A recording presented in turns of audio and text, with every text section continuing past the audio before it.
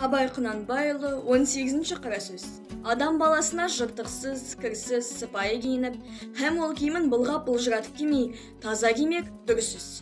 Ләкин өз дәулетінен артық киінбек, не киімі артық болмаса да, көңіліне қуат тұтып, тым айналдырмақ кербездің ісі. Кербездің екі түрлі қылығы болады. Бірі бет пішінін, мұртын, жүрісін, қас-қабағын қолдан түзетіп, шынтағын көтеріп, қолын тарақтап әуре болмақ. Біреуі атын киімін, айран шерім деп солардың арқасында сыпайы, жұғымды жігіті танбаққа, өзінен ілгерілерге елеулі болып, өзі қатардағының ішін күйдіріп, өзінен кейіншілерге әттең дүние-ай, осылардың атындай ат мініп, киіміндей киім кигеннің не арманы бар екен дейтұғын болмаққа ойланбақ. Мұның бәрі масқаралық, ақымақтық. Оны адам бір ойламасын. Егерде бір ойласа, қайта адам болмағы қиыныз.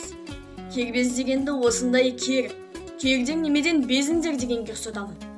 Тегінде адам баласы адам баласынан ақыл, ғылым, ар мінез деген нәрселермен озбақ.